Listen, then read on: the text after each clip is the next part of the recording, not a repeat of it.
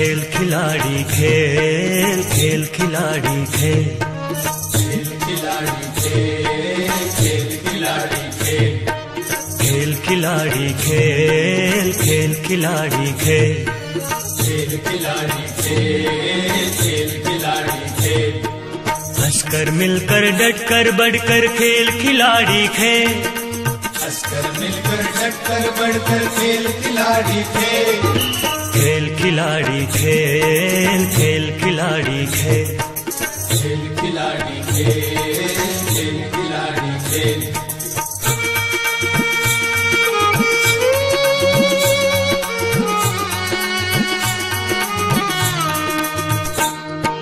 खेल स्वदेशी अपनाएंगे, स्वदेशी अपनाएंगे, जनमानस तक पहुंचाएंगे, जनमानस तक पहुंचाएंगे, विजय पताका फहराएंगे, विजय पताका फहराएंगे, स्वाभिमान का युग लाएंगे, स्वाभिमान का युग लाएंगे। खेलों की दुनिया में होगा,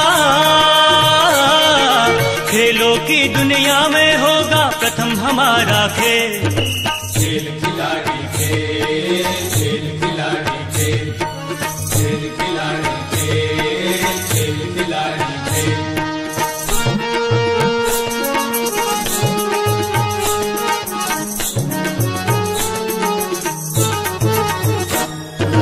उछले कूदे जल में तेरे, कूदे जल में तेरे, बाधाओं के पथ पर दौड़े, बाधाओं के पथ पर दौड़े, योग कबड्डी खो खो खेले, कबड्डी खो खो खेले, वजनों से ताकत को तोले, वजनों से ताकत को तोले, धनुष बाण से फिर साधेंगे, धनुष बाण से फिर साधेंगे एकलव्य का मैं। खेल खिलाड़ी खेल, खेल खिलाड़ी खेल, खेल खिलाड़ी खेल, खेल खिलाड़ी खेल।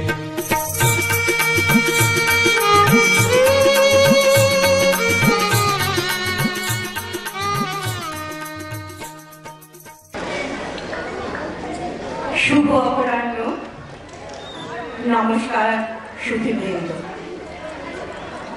বিশ্বজুড়ে স্বামী বিবেকানন্দের ১৬২তম জন্মদিন উপলক্ষে ক্রীড়া ভারতীর দক্ষিণবঙ্গ শাখা বহুবিধ খেলা এবং শরীরচর্চার আঙ্গিকে দুদিনব্যাপী এক মনোজ্ঞ অনুষ্ঠানের আয়োজন করেছে।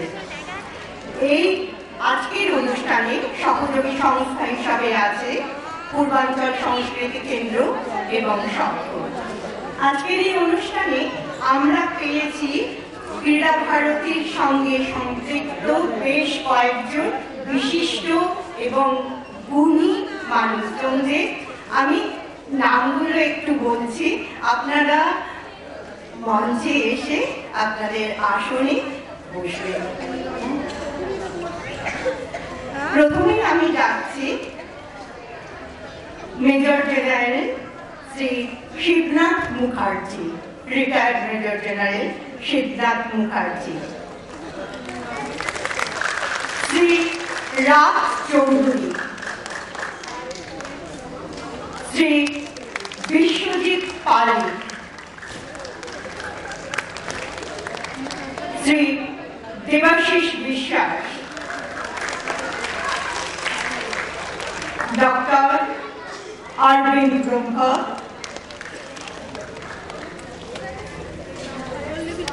শ্রী বিশ্বরঞ্জন দাস,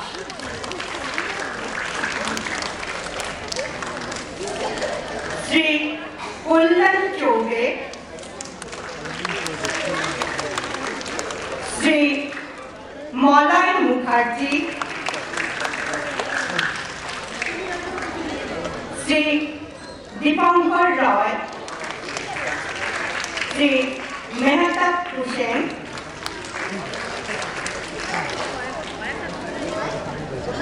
শ্রী বিভাস মজুমদার,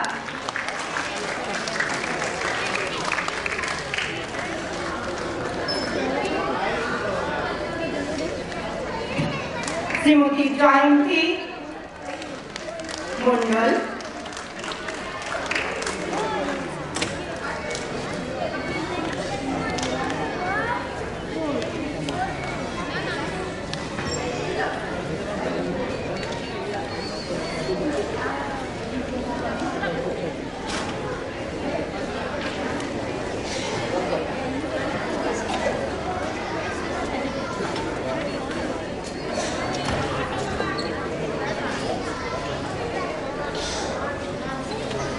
অতিথিদের সঙ্গে পরিচয় করিয়ে দেবেন কলকাতা মহানগরীর সম্পাদক সঞ্জয় মণ্ডল।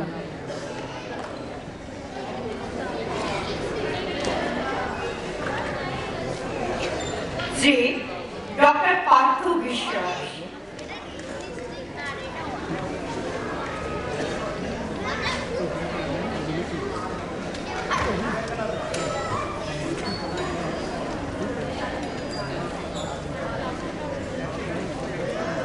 শ্রী মধুময় নাথ। সঞ্জয়দা আসুন, আপনি অতিথিদের সঙ্গে পরিচয় করতে চান।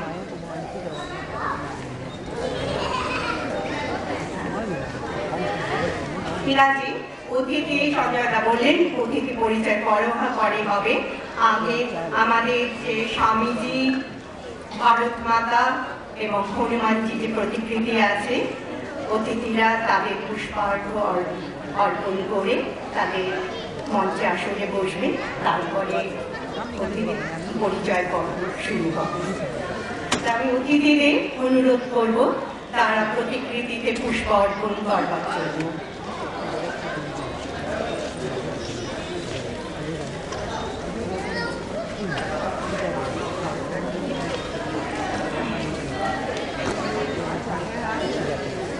না, ইনি সেই বিবেকানন্দ নন যিনি গুরু রামকৃষ্ণের বালিশের নিচে টাকা রেখে পরীক্ষা করেছিলেন। না, ইনি সেই বিবেকানন্দ নন যিনি মা ভবতারিণীর কাছে বলেছিলেন, আমাকে জ্ঞান দাও, ভক্তি দাও, বিবেক দাও, বৈরাগ্য দাও। ইনি সেই বিবেকানন্দ যিনি আজন্ম লালিত অ্যাথলিট এবং শরীর চর্চাবিদ। সমস্ত রকমের ব্যায়াম, শরীরচর্চা এবং খেলার মাধ্যমে নিজেকে স্বয়ং সম্পূর্ণভাবে গড়ে তুলেছিলেন। শরীর, মন, আত্মা পরিপূর্ণ উৎকর্ষ সাধন করেছেন বলেই না তার পক্ষে গোটা দুনিয়ায় এত বড় কাজ উনি করতে পেরেছেন। এবং তার মধ্যে বিশেষ কাজের মধ্যে আমি বলতে পারি রামকৃষ্ণ মঠ মিশনের সংগঠক গড়ে তোলা। এবার অতিথি পরিচয়। সবাই একসাথে জোরে বলুন, ভারত মাতা কি। এত আস্তে বলে হবে না। ভারত মাতা কি, ভারত মাতা কি, हनुमान जी की, हनुमान जी की।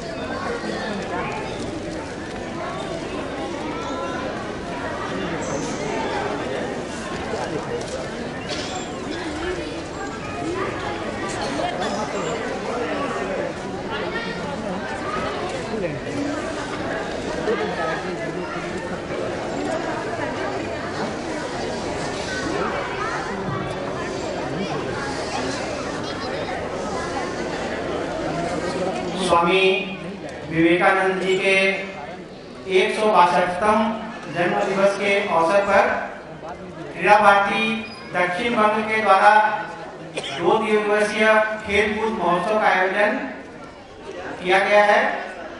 आज का ये प्रथम पुष्प EJCC ऑडिटोरियम में आयोजित है। आप सभी का हार्दिक स्वागत, हार्दिक अभिनंदन है। मित्रों, हमारे बीच में अनेक विशिष्ट अतिथिगण आज के इस कार्यक्रम में उपस्थित हैं। आज बहुत ही सौभाग्य का विषय है, हमारे इस कार्यक्रम की अध्यक्षता कर रहे हैं रिटायर्ड मेजर जनरल माननीय श्री शिवनाथ मुखर्जी महाशय। आज शिवनाथ मुखर्जी को हम अपने कार्यक्रम में अध्यक्ष के रूप में पाकर गौरवान्वित है। मैं श्रीमती किरण चौरसिया जी से आग्रह करूंगा उन्हें अंग वस्त्र, पुस्तक और मोमेंटो प्रदान कर उनका स्वागत है।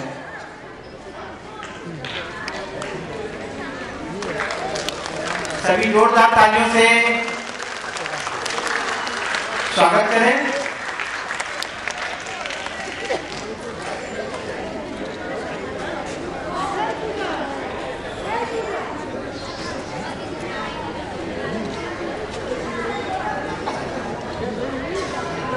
आदरणीय Siddharth Mukherjee x vice chancellor है LNIP ग्वालियर के, अनेक संस्थाओं के साथ सामाजिक रूप से युक्त है। आज के इस कार्यक्रम में हमारे मुख्य अतिथि हैं आदरणीय श्री राज चौधरी। राज जी पुणे के निवासी हैं। हम जिस संस्था से जुड़े हुए हम सभी क्रीड़ा भारती, उस क्रीड़ा भारती के अखिल भारतीय महामंत्री का दायित्व अभी पालन कर रहे हैं राज जी। जिस समय से क्रीड़ा भारती की स्थापना हुई उस समय से ही क्रीड़ा भारती को पल्लवित पुष्पित करने का राज जी ने कार्य किया है। कबड्डी और कुश्ती खेल से जुड़े हुए हैं। मैं आदरणीय राज जी चौधरी का स्वागत करने के लिए किरण जी से आग्रह करता हूं।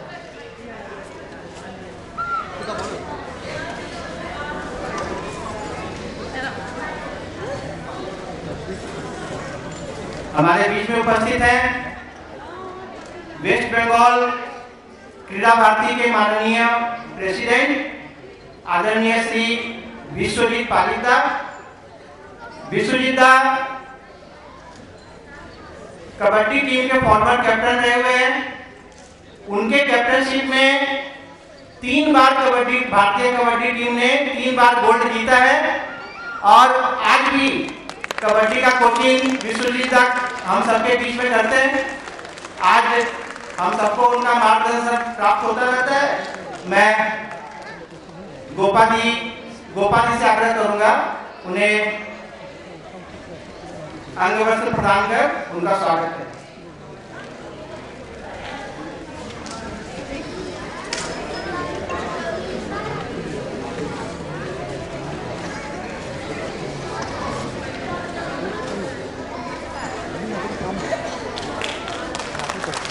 सभी जोरदार तालियों से स्वागत करें।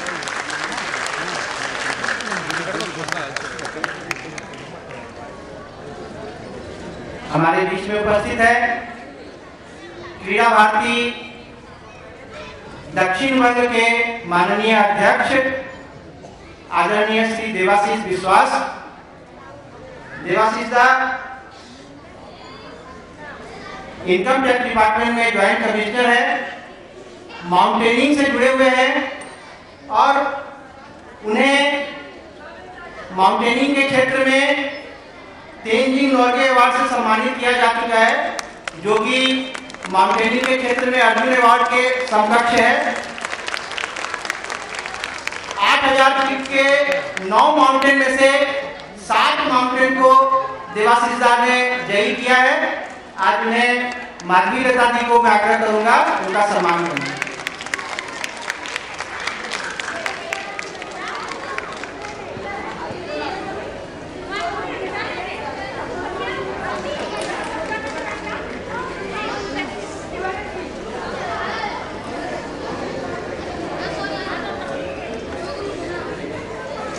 हमारे बीच में उपस्थित है विशिष्ट अतिथि श्री विश्व रंजन दास महाशय।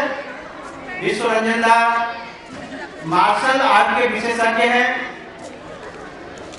पुलिन बिहारी दास मेमोरियल ट्रस्ट के वे प्रेसिडेंट हैं। विशिष्ट समाज सेवी हैं। स्वाधीनता संग्रामी स्वर्गीय पुलिन दास बिहारी के घर से संपर्क नाती है उनके, और हम सबके साथ में हर कार्यक्रम में विश्व रंजन दास जुड़े हुए रहते हैं। मैं पूनम गौड़ से आग्रह करूंगा उन्हें अंग वस्त्र प्रदान कर उनका स्वागत करें।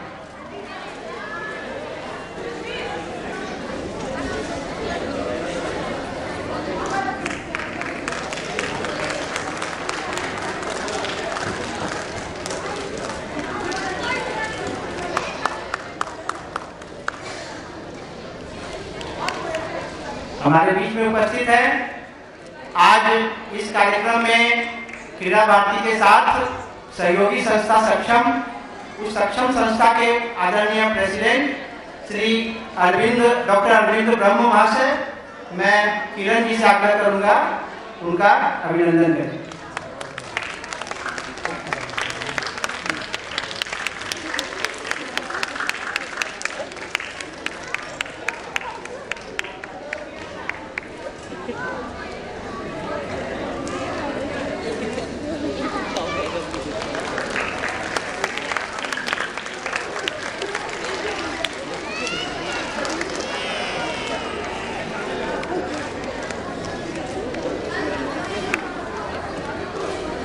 हमारे बीच में उपस्थित है आदरणीय श्री कल्याण चौबे महाशय, कल्याण ऑल इंडिया फुटबॉल फेडरेशन के माननीय प्रेसिडेंट हैं, फुटबॉल टीम के फॉर्मर कैप्टन और गोलकीपर रह चुके हैं, इंडियन ओलंपिक एसोसिएशन के एक्टिंग सेक्रेटरी हैं और हम सबके साथ प्रत्येक कार्यक्रम में उनका सहयोग हम सबको प्राप्त होता है। ऐसे कल्याण दा का सम्मान करने के लिए मैं मलिना जी से आग्रह करूंगा उनको सम्मान करें।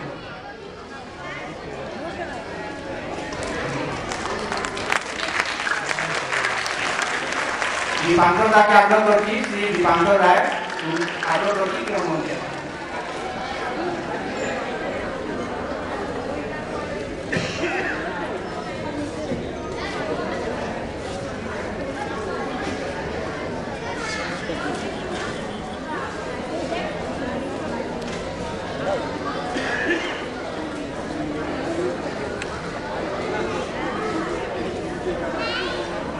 हम सभी के बीच उपस्थित है प्रसिद्ध फुटबॉलर, इंडियन टीम के फॉर्मर प्लेयर श्री दीपांकर राय महाशय, मैं गोपाल जी से आग्रह करूंगा उन्हें अंगवस्त्र प्रदान कर उनका सम्मान करने के लिए।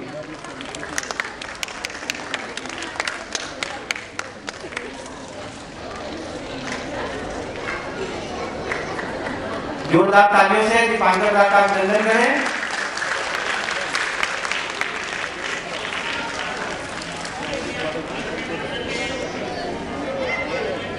हमारे बीच में उपस्थित है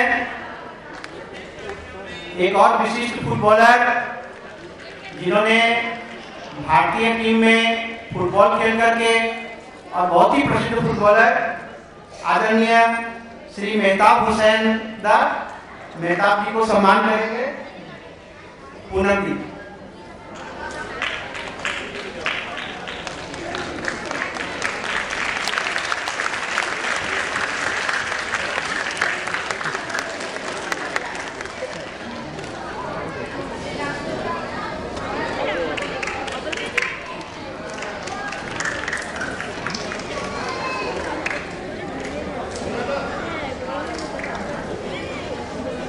हर समय हम सभी को सांगठनिक रूप से मार्गदर्शन करने वाले आदरणीय मधुदा श्री मधुमय नाथ, अखिल भारतीय सह संपादक हम सबके बीच में उपस्थित हैं।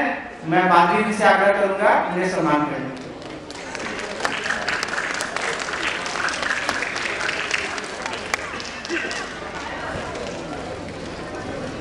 हमारे बीच में उपस्थित है अखिल भारतीय कार्यकारिणी सदस्य, क्रीड़ा भारती के अखिल भारतीय कार्यकारिणी सदस्य श्री विभास मजूमदार, मैं किरण जी से आग्रह करूंगा उन्हें सम्मान करें।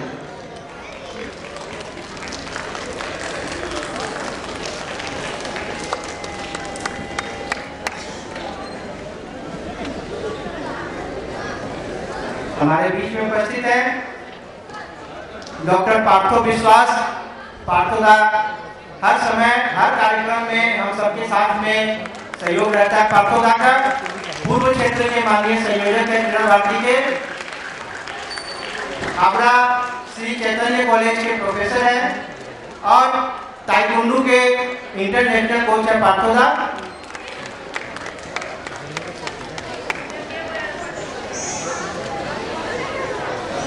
हमारे बीच में उपस्थित है श्रीमती जयंती मंडल सरकार। जयंती जी दक्षिण बंग क्रीड़ा भारती की संपादिका है। मैं गोपाल जी और पूनम जी से आग्रह करूंगा उन्हें अभिनंदन करने की।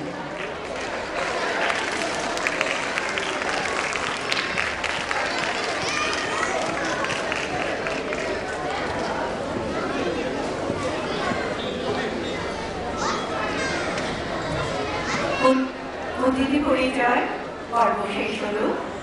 আমি স্বাগত ভাষণ এর জন্য আমন্ত্রণ জানাচ্ছি শ্রী দেবাশিস বিশ্বাসকে। যদিও সঞ্জয় ওনার পরিচয় করিয়ে দিয়েছেন, তবু আমি আমার মতন বলছি।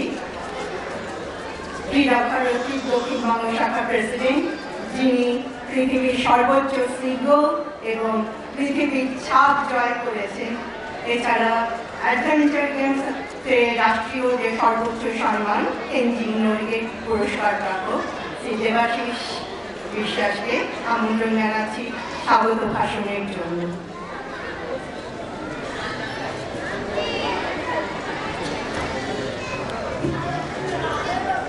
নমস্কার। প্রথমেই আমি সবাইকে স্বাগত জানাই আমাদের এই অনুষ্ঠানে। আজকে এবং কালকে এই দুদিন আমাদের দুদিন ব্যাপী অনুষ্ঠান আছে। সেই যে বিশিষ্টজন তাদের স্টেজ বিভিন্ন নক্ষত্রে ভরা স্টেজ, সবাইকে আমি আমার অন্তরে ধন্যবাদ জানাই আজকের অনুষ্ঠানে আসার জন্য। ক্রীড়া ভারতী কি আমি জাস্ট ঠিক দু এক কথাই বলবো, কারণ আমরা একটু লেটে যাচ্ছি। আর সবাইকে বলবো একটু শান্ত হয়ে বসতে, কারণ এখানে যারা আছেন তারা সবাই তার জগতের দিকপাল। বাচ্চারা একটু শান্ত হয়ে বসো। ক্রীড়া ভারতী এমন একটা সংস্থা, এটা শুরু হয়েছিল 1992 সালে। আমরা খুব ব্লেসড এনাফ যে আমাদের এখানে সেই 1992 সালে প্রথম যে সম্পাদক মহামন্ত্রী আমরা বলি রাজ চৌধুরী জি এখানে আছেন। উনি এখনো সেই কার্যভার সামলাচ্ছেন।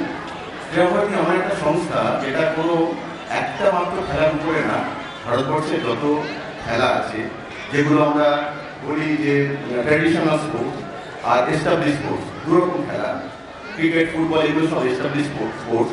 এছাড়াও যে ট্র্যাডিশনাল খেলাগুলো আছে সেই ট্র্যাডিশনাল খেলাগুলোকে তুলে আনার জন্য ক্রমাগত চেষ্টা চালিয়ে যাচ্ছে।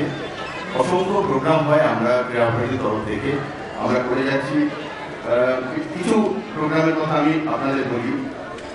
আমাদের যেই হনুমান জয়ন্তীতে আমাদের অনুষ্ঠান হয়, আমাদের সূর্য নমস্কার ট্রেনিং, বিভিন্ন ক্রীড়াকেন্দ্র আমরা চালাই সারা দেশ জুড়ে।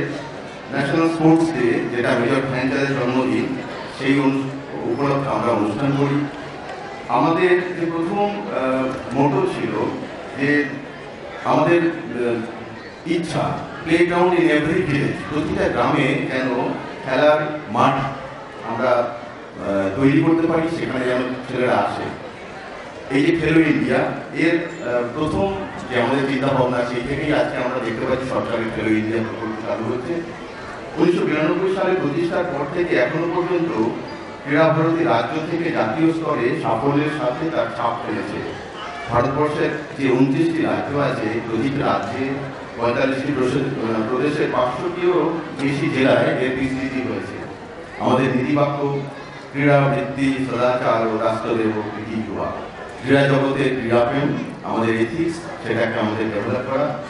আর ক্রীড়া সে নির্মাণ চরিত্র সে নির্মাণ রাষ্ট্র কা। খেলার মাধ্যমে চরিত্র গঠন আর চরিত্রের মাধ্যমে জাতীয়তাবাদের অনুভূতি সবার মধ্যে ছড়িয়ে দেওয়া। ধন্যবাদ। ধন্যবাদ দেবাশিসকে। এরপরে অতিথিকে ডাকছি, অনুরোধ করছি এখানে কিছু বলবার জন্য। অরবিন্দ ব্রহ্ম, প্রেসিডেন্ট অফ শপ।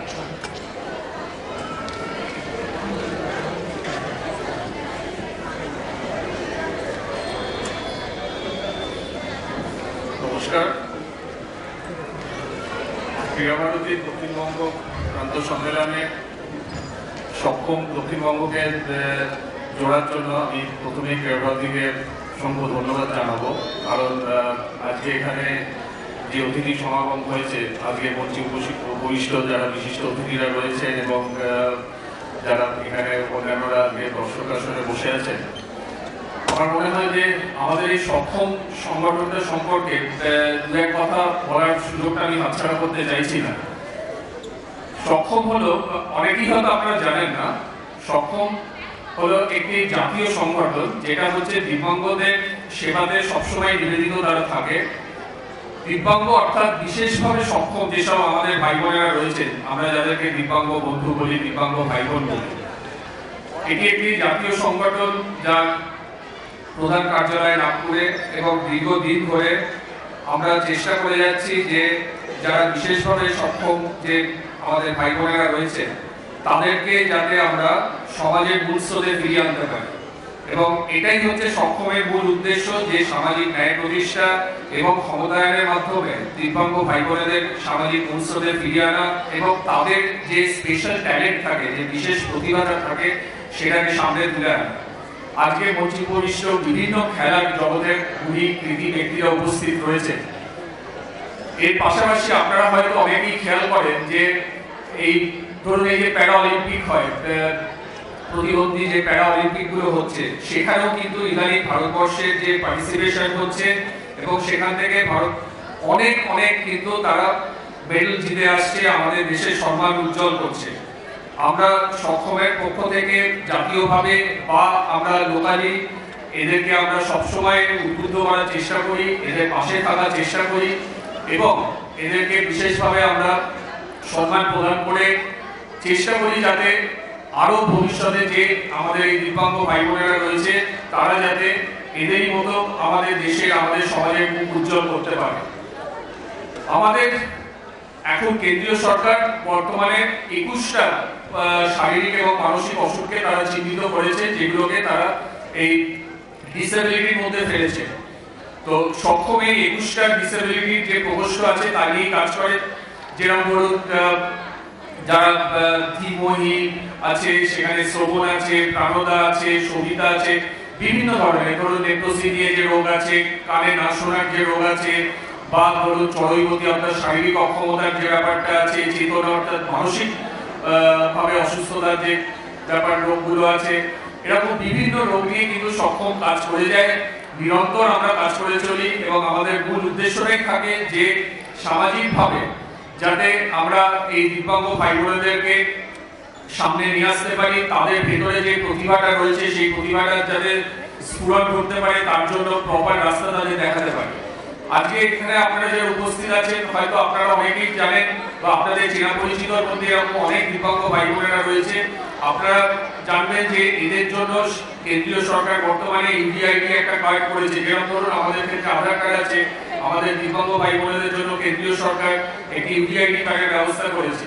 সক্ষম দক্ষিণবঙ্গের পক্ষ থেকে আমরা চেষ্টা করি যে যারা এই দিব্যাঙ্গ ভাই বোনেরা আছে তারা যাতে ইউডিআইডি কার্ড তারা দিতে পারে, এবং এটার জন্য আমরা একটা স্পেশাল গুগল ফর্ম করেছি। যারা উৎসাহী থাকবে তারা আমাদের সাথে পরে যোগাযোগ করতে পারে। এবং আরেকটি যেটা আমরা প্রচেষ্টা করছি সেটা হচ্ছে দিব্যাঙ্গ সেবা কেন্দ্র, যেটা খুব শীঘ্রই আমরা চালু করতে চলেছি। এই দিব্যাঙ্গ সেবা কেন্দ্রে যারা দিব্যাঙ্গ ভাই বোনেরা আছে তাদের প্যারেন্টসরা, তাদের অভিভাবকেরা তারা আমাদের সাথে যোগাযোগ করতে পারে। কারণ দিব্যাঙ্গদের জন্য বর্তমানে কেন্দ্রীয় সরকার যে অসংখ্য সুযোগ সুবিধার ব্যবস্থা করেছে, সেটা পড়াশুনো হোক, সেটা আর্থসামাজিক ভাবে হোক, বা যেটা কাজকর্মের ব্যাপারেই হোক, সেগুলো সম্বন্ধে অনেকেই ওয়াকিবহাল থাকেন না। সেই জায়গাগুলোকে এবং তাদের যে অসুখটা থাকে সেটা ট্রিটমেন্টের ব্যাপারে হেল্প করার জন্য সারা ভারতবর্ষে প্রায় 700-র উপর দিব্যাঙ্গ সেবা কেন্দ্র এখন চলছে সক্ষমের আওতায়, এবং পশ্চিমবঙ্গেও আমরা দক্ষিণবঙ্গে খুব তাড়াতাড়ি আমরা দিব্যাঙ্গ সেবা কেন্দ্র খুলতে চলেছি। আমি আজকে বিশেষ কথা বলবো না, কারণ এখানে আরো অনেক বক্তা রয়েছে এবং এরপর অনেক বড় অনুষ্ঠান আছে।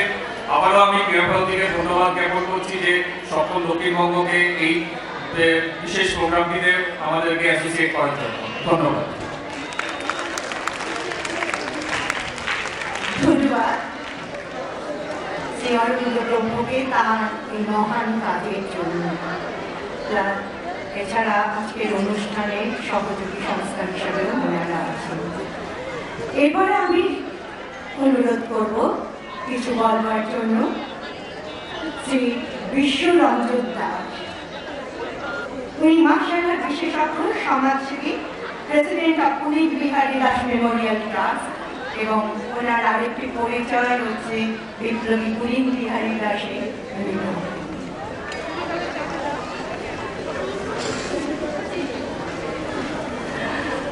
মলয় মুখার্জিকেও আমার মঞ্চে স্বাগত জানাচ্ছি। উনি একটু পরে এসেছেন, তাই ওই সময় করা যায়নি, তাই মলয় মুখার্জিকেও স্বাগত জানানো হচ্ছে।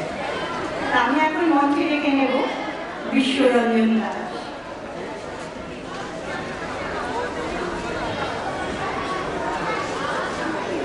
নমস্কার। উপস্থিত গুণীজন যারা মঞ্চে আছে এবং যারা শুনছেন, তারাও আমাদের থেকে কেউ কম নয়। ব্যক্তিগতভাবে আমি এটা মনে করি,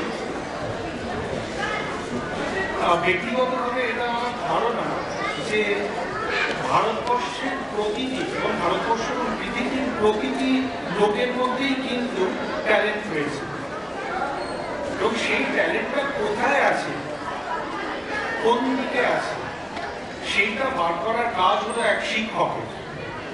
তো সেই হিসেবে শিক্ষক চয়নও আমাদের একটা দায়িত্বের মধ্যে পড়ে।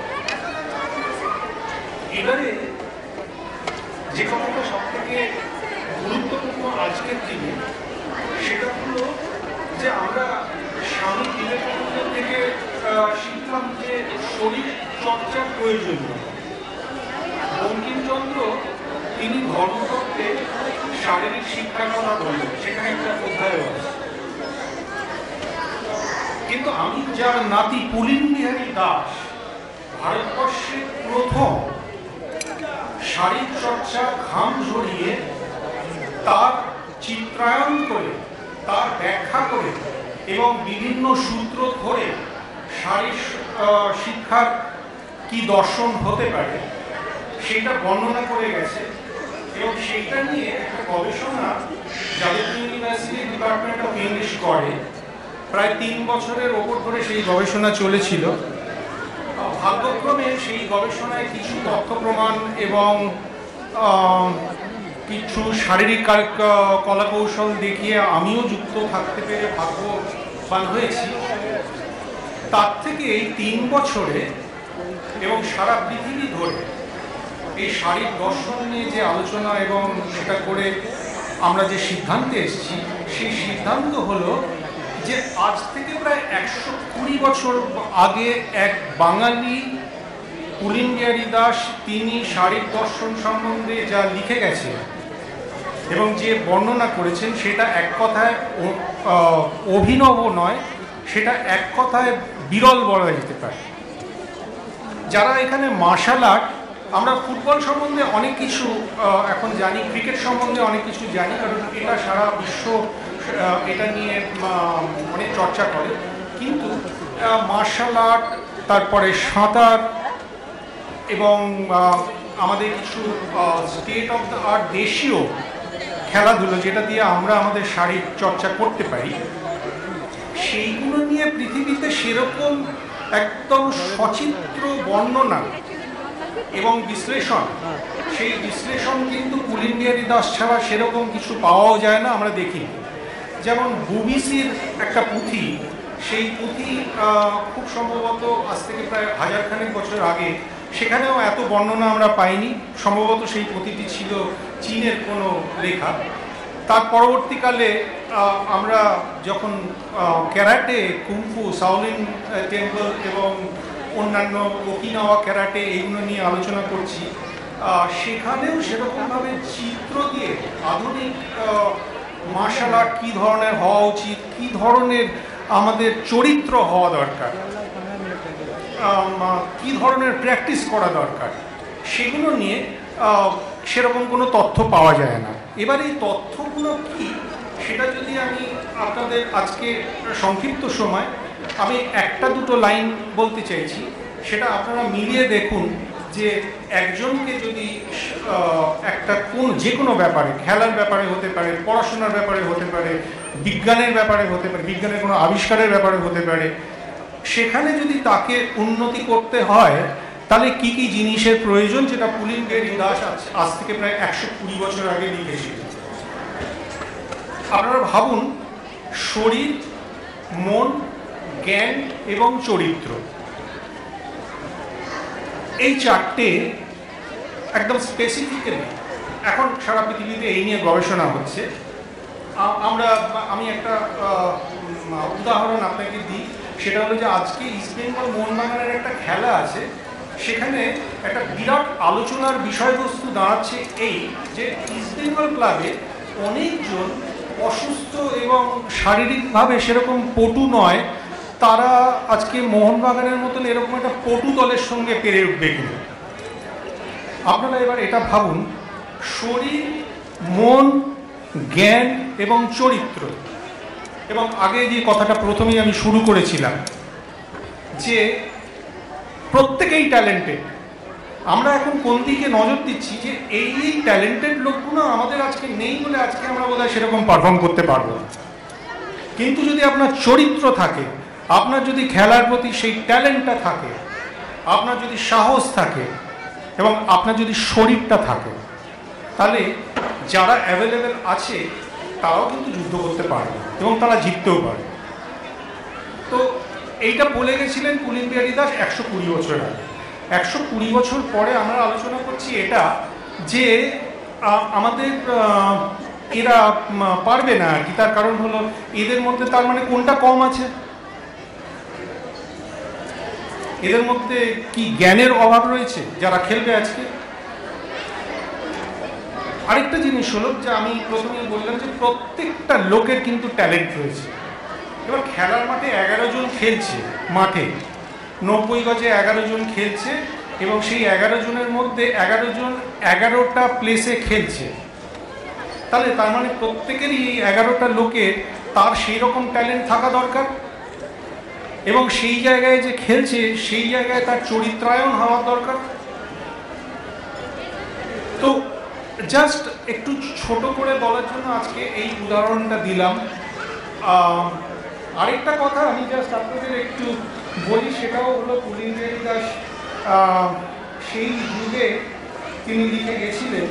আমি এগুলো বলছি এই কারণে যে আজকে এই 2024 সালে এখানে অনেক এমন ব্যক্তি বসে আছেন যারা এইগুলো নির্ধারণ করছেন, এইগুলো নিয়ে চিন্তা ভাবনা করছেন।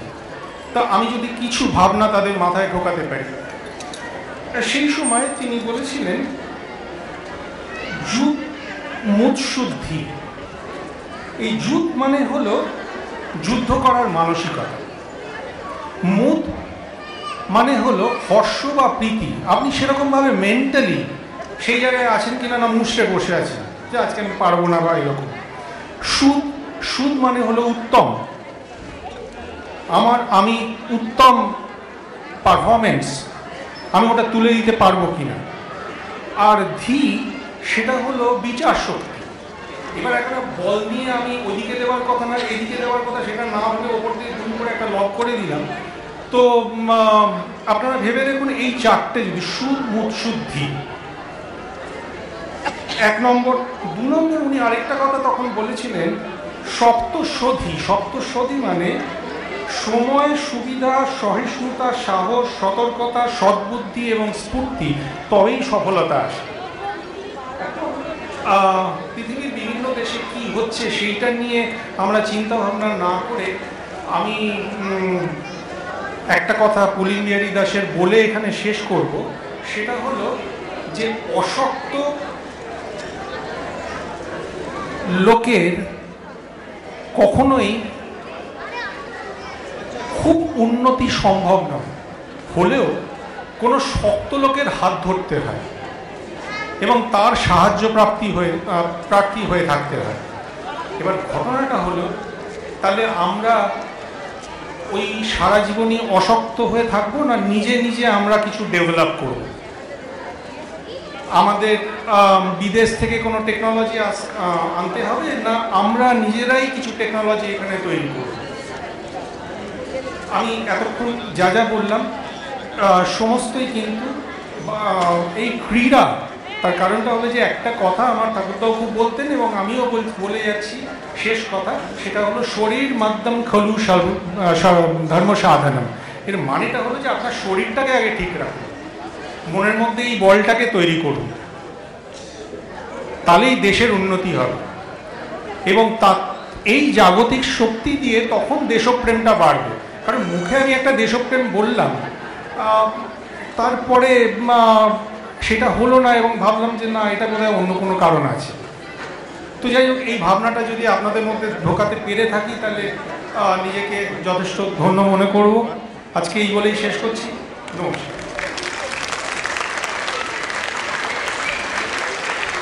ধন্যবাদ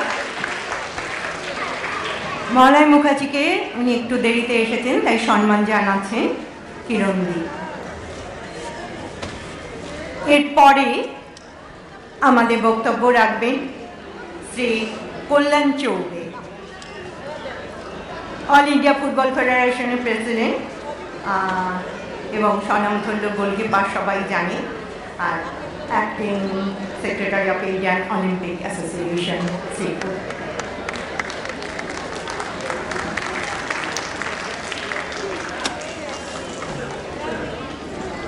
পিছনে যে ছোট ছোট ছাত্রছাত্রীরা আছে এবং এই অনুষ্ঠানের পরেই তোমাদের খেলা আমরা দেখব, স্বাভাবিক যে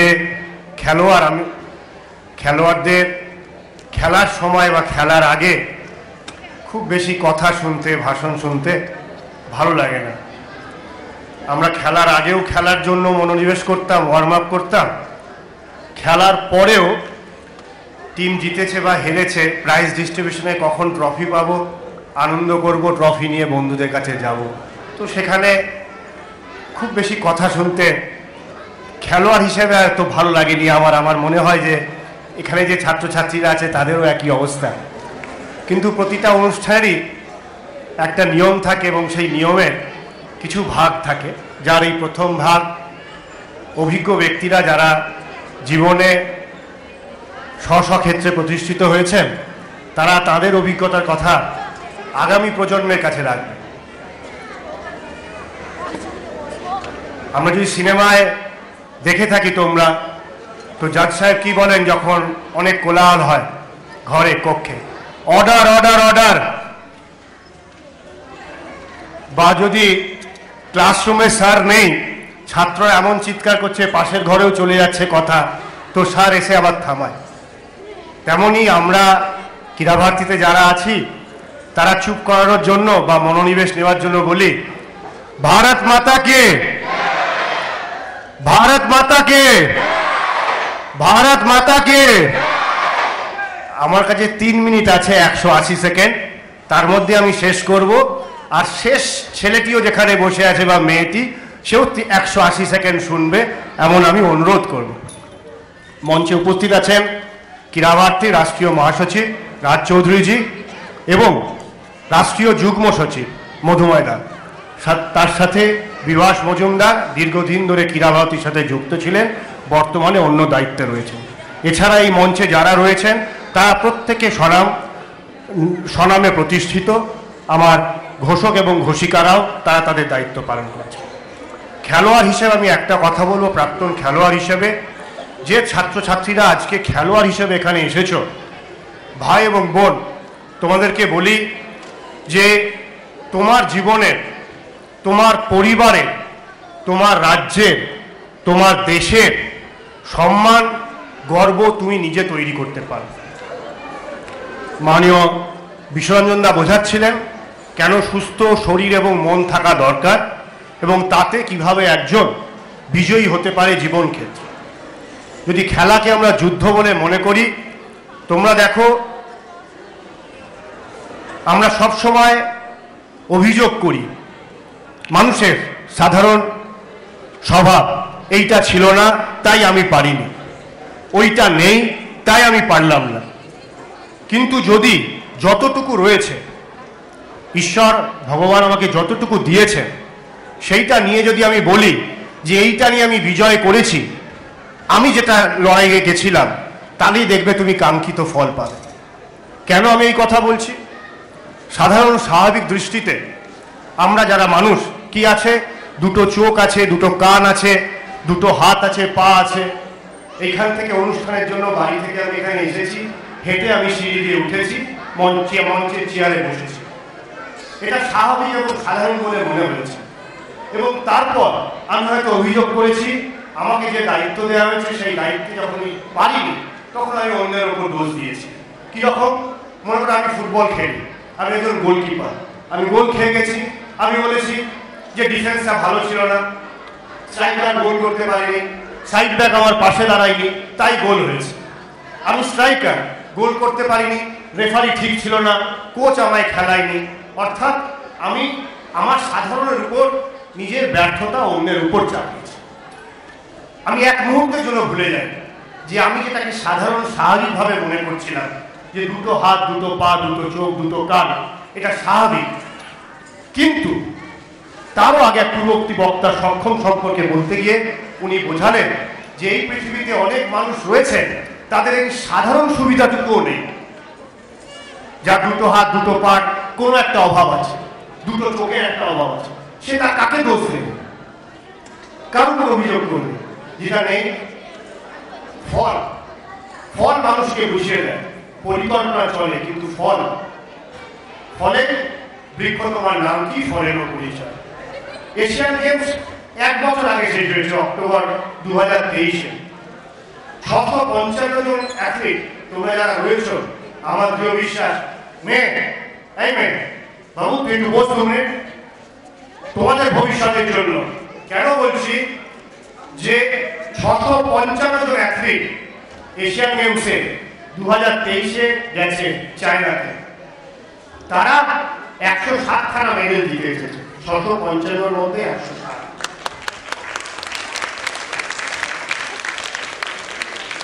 এর পরের সূচনা যেটা আমার দৃঢ় বিশ্বাস, হাততালি দ্বিগুণ হবে।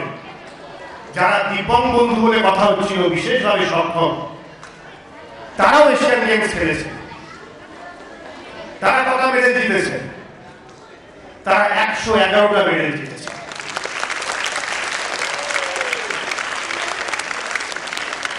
এশিয়ান গেমসে এশিয়াতে 47টা দেশ রয়েছে। 47টা দেশে ভারত থেকে 655 জন অ্যাথলিট গেছিলেন। সাধারণ খেলোয়াড়রা 107টি মেডেল জিতেছেন, দিব্যাঙ্গরা 111টি মেডেল জিতেছেন। অলিম্পিক হয়েছে 6 মাস আগে, কি মাস 4 আগে, জুন জুলাইতে প্যারিসে, ফ্রান্সে। আমরা বিভিন্ন অলিম্পিক মেডেল বিজেতাদের সোশ্যাল মিডিয়ায় দেখি, আমাদের রাজ্যে বা অন্য রাজ্যে, দেশে রাষ্ট্রীয় পুরস্কার পেতে দেখি। কটি মেডেল তারা জিতেছেন? 2024-এর অলিম্পিকে ভারতের খেলোয়াড়েরা 6টি মেডেল জিতেছে। সেখানেও প্যারা অলিম্পিক হয়েছে। প্যারা অলিম্পিকে ভারত কটা মেডেল জিতেছে? প্যারা অলিম্পিকে ভারত মেডেল জিতেছে 29টা।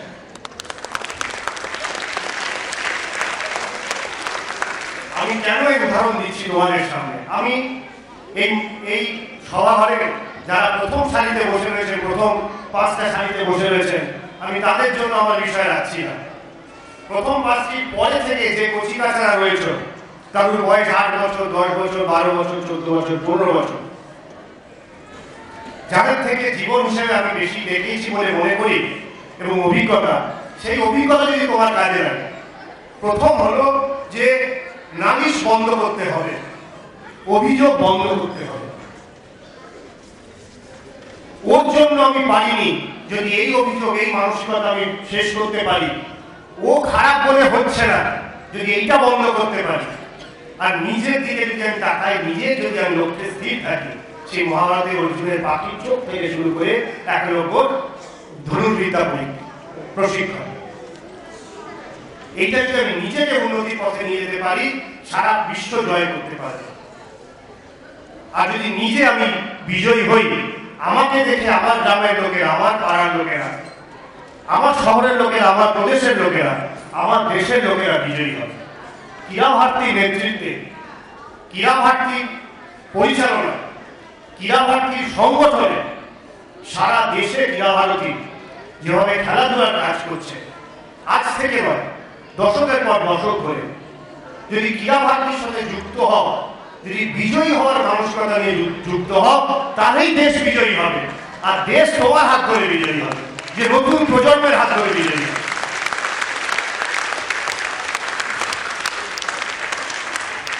আমরা আমাদের প্রধানমন্ত্রী নিয়ে ভীষণ গর্বিত। ভারত আজ পৃথিবীতে তৃতীয় অর্থ ব্যবস্থা। ভারত আজ চাঁদে যান পাঠাচ্ছে, চন্দ্রযান। ভারত আজ অসংখ্য দেশে, 50টি বেশি দেশকে কোভিডের সময় টিকা পাঠাচ্ছে। ভারত আজ বিশ্বে নাম করেছে, কারণ আমরা এমন একজন নেতা পেয়েছি প্রধানমন্ত্রী।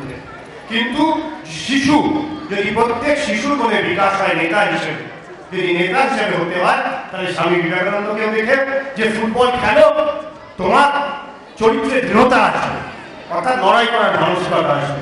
কিন্তু তুমি যে কোনো খেলা খেলো, যে কোনো খেলা খেলে তুমি বিজয়ী হবে, কারণ বিজয়ী হওয়ার জন্য তোমার অধ্যবসায় দরকার, অনুশীলন দরকার।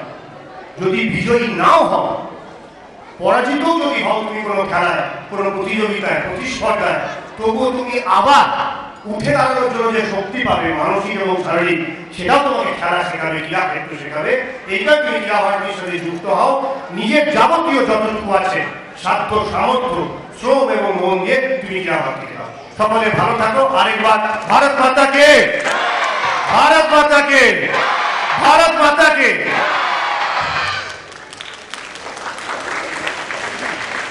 ধন্যবাদ। এর পরবর্তী অতিথিকে আমি কিছু বলার জন্য ডেকে নেব, শ্রী রাজ চৌধুরী, ক্রীড়া ভারতের all India general secretary. Shri Raj চৌধুরীকে কিছু বলবার জন্য অনুরোধ জানাচ্ছি।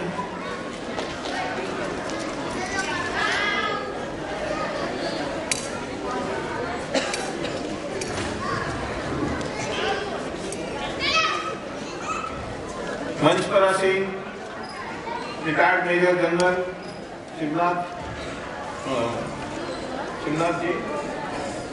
शिवनाथ मुखर्जी जी, सबसे बैठे हुए अपने इसमें कल्याण चौबे जी, जो अभी इंडियन ओलंपिक संघ के एक्टिंग सेक्रेटरी है, बहुत बड़ी पोस्ट है और आप सभी भाग्यवान हैं कि वो आपके कोलकाता से हैं। उनको मिलना है तो अपॉइंटमेंट लेकर दिल्ली में जाके मिलना पड़ता है, पर आप लोगों को यहाँ पर वो उपलब्ध है। वैसे ही खिलाड़ी भी यहाँ पर उपस्थित हैं। इस बार विशेष है कि सक्षम संस्था क्रीड़ा भारती के साथ जुड़कर खेल के कार्यक्रम करने के लिए जुड़ी है। मैं आप सभी का क्रीड़ा भारती की ओर से स्वागत करता हूँ। सामने बैठे हुए लोगों में एक माननीय अपने प्रांत संचालक जी बैठे, उनका भी मैं स्वागत करता हूँ। खेल एक ऐसी चीज है कि वो कोई भी खेल सकता है। जो खेलता नहीं है वो सुस्त हो जाता है। बोलते ऐसा कि जिसका खेल समाप्त हो जाता है वो मर जाता है। जो खेलता नहीं हो मृतप्राय होता है, ऐसे बोलते हैं। इसलिए क्रीड़ा भारती ने बयान में 1992 में इसमें प्रवेश किया। जब प्रवेश किया तब अपने देश में जो खेल की जगत में पूरे विश्व में इतिहास बनाने वाली क्रिकेट की टीम पूरे विश्व को हराकर भारत में लौट रही थी, तभी इंग्लैंड में मॉल में एक अपना खिलाड़ी, नाम मुझे नहीं पूछना, मैं बताऊंगा, अपने देश की बदनामी होगी। उन्होंने केवल कुछ सॉक्स ले लिए, उसके पैसे नहीं दिए, उस कारण उनको पनिशमेंट दिया। पनिशमेंट केवल उनको ही नहीं हुई, पूरे देश को हुई। बदनामी अपने देश की होती है। इसलिए खिलाड़ियों में भी अच्छा तरीके से अनुशासन आए।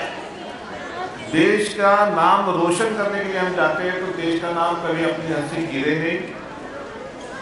देश में खिलाड़ियों के लिए अगर भ्रष्टाचार होता है तो भ्रष्टाचार रोका जाए। इसलिए क्रीड़ा भारती समस्त जन के लिए सोशल स्पोर्ट्स ऑर्गेनाइजेशन के रूप में प्रवेश किया। आप सभी साक्षी है। आप सभी आप पूछ लीजिए घर वालों को, जो बालक है यहाँ बैठे हुए, 30-35 साल पूर्व घर छोड़कर मॉर्निंग वॉक के लिए जाना, इवनिंग वॉक के लिए जाना कितना % लोग करते थे, याद कीजिए।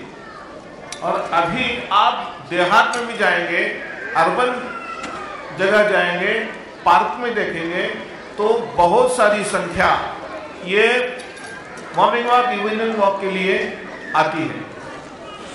इसका मतलब ये ऐसा है, इसका सरल रूप में, कि देश में जागृति प्रो हेल्थ, अपने स्वास्थ्य की ओर देखने की प्रवृत्ति लोगों में बढ़ रही है। यही बात क्रीड़ा भारती समस्त जग में, क्रीड़ा खेल की जगत में जैसे है वैसे पूरे भारतवर्ष में जागरूकता लानी चाहती है कि आप खेलोगे तो आप स्वस्थ रहेंगे, आप स्वस्थ रहेंगे तो देश का मानांकन बढ़ते जाएगा। आप सभी चैट जीपीटी करते हैं, आप गूगल में जाके देख सकते हो, कभी एक बार देख लीजिए what is the rank of India among the healthiest country in the world। देख लीजिए एक बार, तो आपको मतलब मालूम हो जाएगा कि हम लोग बहुत पीछे हैं।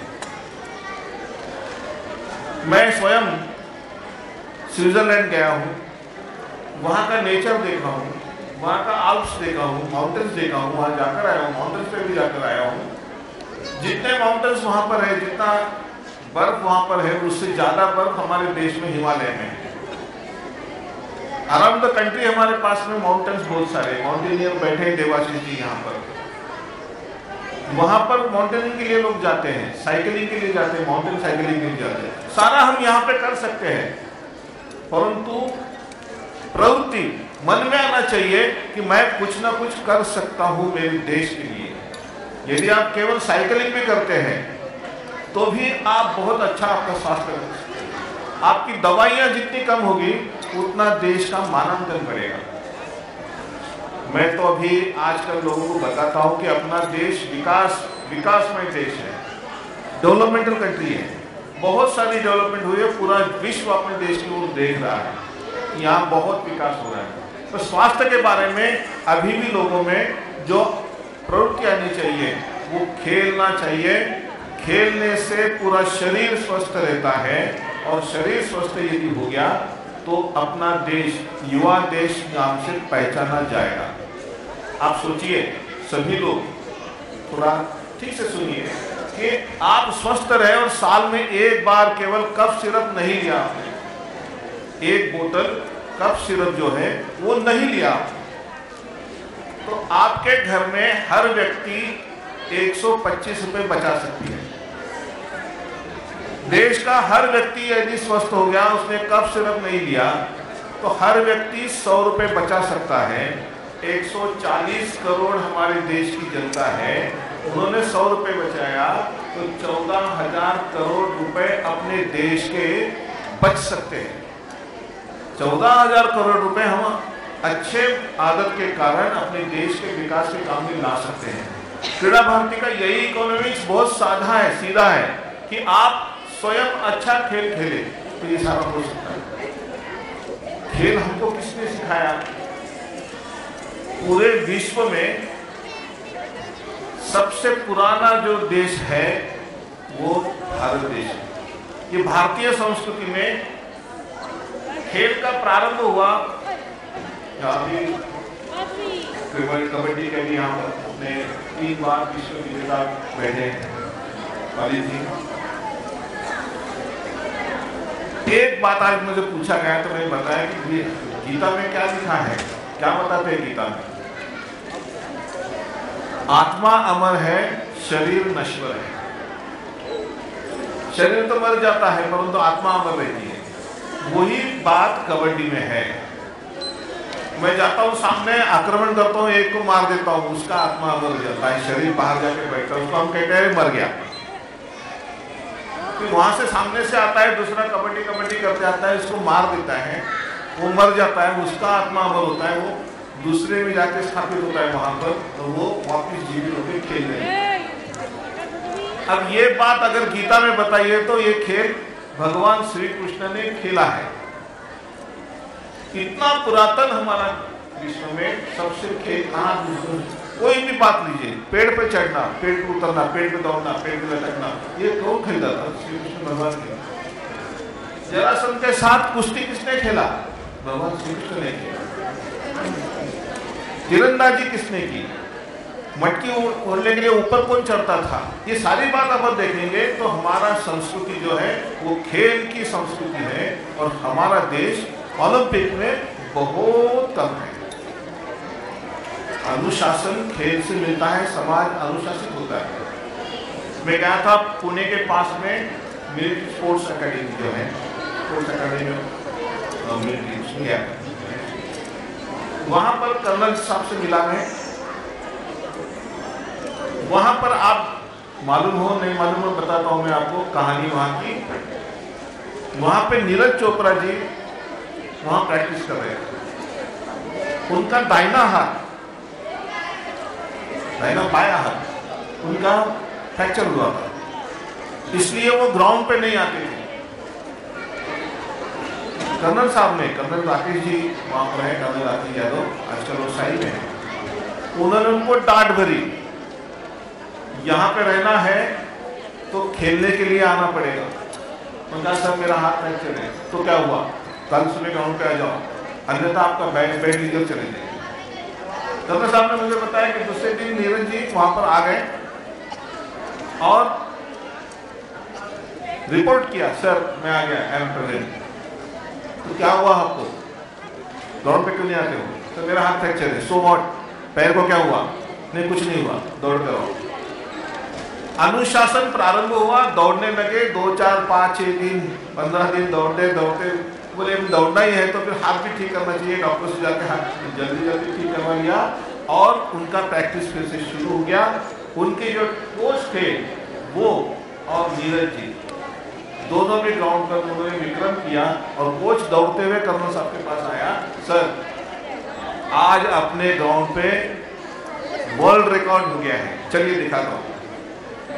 जाके देखा उन्होंने और फिर जो बात आती है प्लेयर्स के अनुशासन की, उन्होंने कहा कि आज ये बात मुझे मालूम हो गई है, अब मेरे से बाहर किसी को आप नहीं बताएंगे, ना आपके घर वालों को बताएंगे ना किसी को बताएंगे, और आप नीरज इसके बाद में कहीं जाएंगे, कहीं प्रैक्टिस को यहीं पर रहेंगे, बाहर आप पार्टिसिपेशन के लिए नहीं जाएंगे। तो विश्व रिकॉर्ड होने के बाद में स्ट्रैटेजी भी करना पड़ती है और वो स्ट्रैटेजी में वो खेलने के लिए नहीं गए कहीं और उनको उतारा तो डायरेक्ट जापान में टोक्यो ओलंपिक में उतारा और अपने देश का विश्व रिकॉर्ड हो गया। अनुशासनहीनता अगर होती है खिलाड़ियों में तो ऐसा रिकॉर्ड नहीं हो सकता। इसलिए खिलाड़ी हम जब डेमोन्स्ट्रेशन के लिए जाते हैं तो आपस में तालमेल स्ट्रैटेजी बनाकर यदि हम खेलते हैं, डेमोन्स्ट्रेशन करते हैं तो वो बहुत ही बढ़िया होता है, पूरे देश में उसका सम्मान होता है। अभी 26 जनवरी को आने वाले दिनों में महाराष्ट्र से लेजिम को सिलेक्ट किया गया है, क्रीड़ा भारती की टीम है। आप देखेंगे उनके टी शर्ट पे सामने पूरा क्रीड़ा भारती का लोगो है और पीछे उनके स्कूल का नाम है। सिलेक्शन हो गया उनका और वीर बालक दिवस में उन्होंने सहभागिता की। आप यूट्यूब पे देखिए, बहुत बेहतरीन लेजिम इसलिए सिलेक्ट किया गया, हमने उनको इंट्रोडक्शन ऐसे दिया था वहाँ के सब बॉस लोगों को, ये छत्रपति शिवाजी महाराज के समय से स्टेमिना बिल्डअप करने के लिए, सैनिकों का स्टेमिना बिल्डअप करने के लिए खेला जाने वाला खेल है। धुन है, इसमें ताल है और उछलना कूदना झूलना उड़ना सब बातें हैं। तो आप ऐसा देखकर इस खेल को देखिए, इसकी साहित्यता देखिए, इसका अनुशासनता देखिए, फिर उसको सिलेक्ट कीजिए। उन्होंने वीर बालक देश में बहुत बढ़िया प्रदर्शन किया। अब उनको जाके 20 लोगों की टीम को बुलाया। अभी वो राजघाट पे प्रैक्टिस कर रहे हैं 26 जनवरी की, तो कल उनको बुला के बोला वहाँ की अपने कार्यकर्ता को क्रीड़ा भारती के कि भाई साहब आपने 20 लोगों की टीम लाई है और 20 लोग ला सकते हो गए। अनुशासनता देखकर वहाँ के सिलेक्टर इस प्रकार काम कर रहे हैं। तो आप सभी सोचिए, अनुशासनता खेल में ही आती है। खेल के कारण आपका 24 आवर्स का बैलेंस जो है वो कर सकते हैं। जो अच्छा खिलाड़ी है वो ही बुद्धिमान होता है, जो 13 सूर्य नमस्कार निकलता है वो पूर्ण स्वस्थ रहता है। इसलिए क्रीड़ा भारती ने जो जादुई मंत्र दिया है कि 8.5 मिनट में समंत सूर्य नमस्कार कर सकोगे, ऐसा बैकग्राउंड म्यूजिक आपके लिए सादर किया है। आप उसका भी उपयोग कीजिए ताकि हम सभी पूरा देश को अनुशासित बनाना चाहते हैं। आज आप यहाँ पर सब आए। क्रीड़ा भारती की ओर से प्रार्थना सम्मेलन हम आयोजित किया था, उसमें आप आए। आज और कल 2 दिन का कार्यक्रम चलने वाला है। आपकी सहभागिता पूरे इस प्रांत में, दक्षिण बंग प्रांत में, कल के अखबार देखेंगे, यूट्यूब पर देखेंगे, लोग टीवी पे देखेंगे आप लोगों को, और एक चैनल सब जाएगा सभी जगह कि क्रीड़ा भारती ने इस प्रकार आह्वान किया है कि हम रोज खेल खेले, खेल से अपने जीवन को हम सुदृढ़ करें, अपने देश के विकास के लिए हम स्वस्थ बनकर कुछ दवाइयाँ कम करके अपने देश को एक आदर्श देश बनाने का प्रयास करें। यही बात बोलकर मैं यहीं पर रुकता हूँ। सभी को धन्यवाद।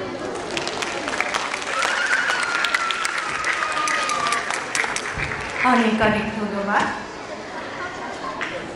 আজকে সর্বশেষে আজকের অনুষ্ঠানের সভাপতি Shri major general, retired major general Shibnath Mukherjee স্যারকে আমন্ত্রণ জানাচ্ছি আপনার সভাপতি ভাষণের জন্য।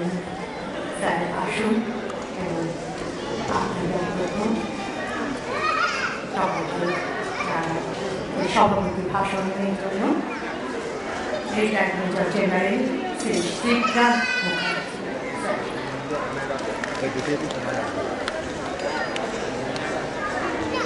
নমস্কার, শুভ সন্ধ্যা। আমি এখন এই যে এত আপনারা শুনলেন, I am the last speaker. একজনের চেয়ে ভালো অ্যাডভাইস দিয়ে গেছে, এত সুন্দর লাগলো আমার। আমি খুবই মধুময়কে আর বিভাসকে আর এখানে যারা কর্মকর্তা আছে তাদের অসংখ্য ধন্যবাদ দিচ্ছি যে আমাকে এখানে উপস্থিত থেকে এনাদের এত সুন্দর অ্যাডভাইস, যেটা একদম from the experience, personal experience থেকে ওনারা বলেছেন, এটা খুবই ভালো। আপনাদের নিশ্চয়ই ভালো লেগেছে, আমার তো খুবই ভালো লেগেছে। আমি ওই জিনিসের কোনো রিপিট করতে চাই না, কিন্তু কিছু কিছু জিনিস ওর মধ্যে ছিল যেটা না বললে নয়। আজকে স্বামী বিবেকানন্দের কালকে জন্মদিন, আজকে আমরা সেই উপলক্ষে এখানে সকলে একত্রিত হয়েছি। আর এই ওনাকে যা বলা হয় যে ওয়ার্ল্ড ইউথ লিডার, উনি এরকম লিডার যাতে প্রত্যেকটা দেশ, খালি ভারতবর্ষ নয়, ওয়ার্ল্ডের প্রত্যেকটা দেশ ওনাকে ইউথ লিডার বলে মেনেছে। কেন মেনেছে? কারণ উনি প্রত্যেকটা জিনিস জাস্টিফাই করে বলেছেন, কেন আমরা করব সেটা বুঝিয়ে দিয়েছে। অনেকে তখন যারা গোড়ার লোক ছিল তারা বলতো যে কি বলছে যে খেলার মাঠে যাও, গীতা পড়ার দরকার নেই, খেলার মাঠে গেলে তুমি তোমার ভগবানের কাছে তাড়াতাড়ি পৌঁছো।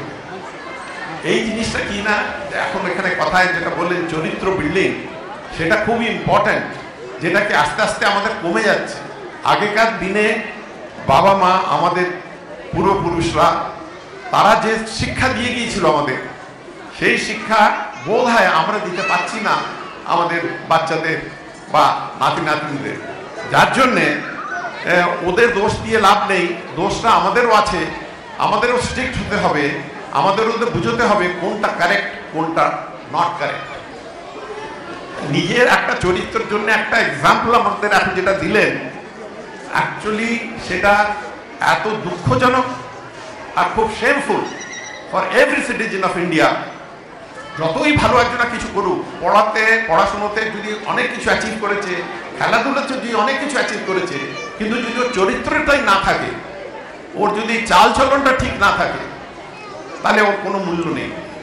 মানুষের মূল্য হচ্ছে প্রথম হচ্ছে যে আমাদের চরিত্র বানানো।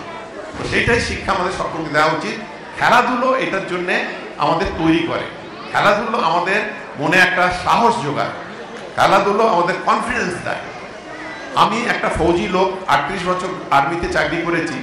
খুব ভালো আমি হয়তো ফায়ারিং করতে পারি, খুব ভালো হয়তো আমি অন্য কাজ করতে পারি, কিন্তু সবচেয়ে বড় যে জিনিসটা হচ্ছে, যেটা আজকে উদ্দেশ্য, ক্লোজ কমব্যাট, কাছাকাছি থেকে আমি একজনের সঙ্গে লড়বো। যেটা উদাহরণ দেয়া হলো, যেমনি আমাদের কুস্তি বা ভীম যেটা করতেন, যেটা মানে ওটাতে কি আছে, ওটাতে পুরো বডি পুরো এক্সারসাইজ হয়ে যায়। আর তার চেয়ে বেশি হচ্ছে মানসিকতার শক্তি থাকা দরকার। যার মানসিক শক্তি, যাকে বলে কৌশল, কিরকমভাবে করতে হবে, কি স্টেপ করলে হবে, ওইগুলো জানা দরকার। এখন অনেক রকমের ক্লোজ কমব্যাট হয়েছে। এখন বাচ্চাদের আমরা বলি স্কুল কলেজে সব জায়গায় দেওয়া হচ্ছে, কিন্তু ওই 1 বছর 6 মাস ট্রেনিং করে বললো আমি এটা করছি ওটা করছি, তারপর ছেড়ে দেয়। ওরা কন্টিনিউ করে না। যদি কন্টিনিউ না করে ওই জিনিসটা পুরো ওয়েস্ট হয়ে গেল। They must continue and achieve certain standard, and then they will be recognised as হ্যাঁ এই বিষয়ে ওর পারদর্শিতা এসেছে, ও অন্যদের শিখতে পারে বা নিজের কনফিডেন্স হতে পারে। কেন আমরা বলি যে সেফ নয়, ইন্ডিয়া সেফ নয় বা মেয়েদের সেফ নয় ওই জায়গায়, যদি ওদের এই শক্তিটা মানসিক শক্তি আর ক্লোজ কমব্যাক্টের যদি নলেজ থাকে, করতে থাকে, তাহলে কোনো কারো সাহস হবে না যে কাউকে কিছু অসুবিধায় ফেলা। তো আমি এটা খুব খুশি, আর সেইটার জন্যই আজকে আমি এসেছি। আমি আর টাইম নেব না, আমি এইটাই দেখতে এসেছি যে বাচ্চারা কীরকম ইন্টারেস্ট নিয়ে করে। ক্রীড়া ভারতের সঙ্গে আমার মোর দ্যান 10-12 ইয়ার্সের লিঙ্ক আছে। আমার সঙ্গে সবসময় আমাদের মধুবাবু সবসময় আমার সঙ্গে কন্ট্যাক্ট রাখেন, বলেন, আর আমি ওনাদের সঙ্গেও অনেক জায়গায় গেছি। তো আমার খুব ভালো লাগে, কারণ একটা উদ্দেশ্য যে এটা খালি খেলা শেখানো নয়, চরিত্র গঠনের একটা উদ্দেশ্য। একটা ছোট্ট কথা বলে আমাদের স্ক্রিপচার্স থেকে বলছি, কারণ এখনই একজনা আমাদের এখানে ভালোভাবে বক্তা গীতার থেকে আমাদের বলেছিলেন।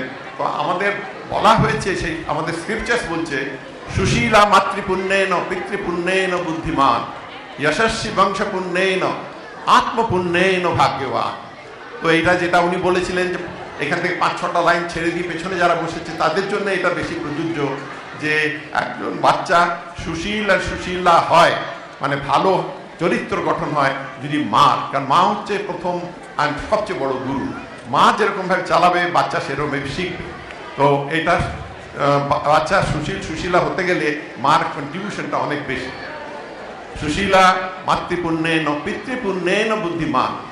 আমরা হয়তো আজকে পড়াশুনো করে অনেক বিদ্যা অর্জন করেছি, কিন্তু আমাদের পূর্বপুরুষরা, মানে আমাদের দাদা দাদি বা আমাদের পূর্বপুরুষরা, তাদের অনেক বুদ্ধি ছিল।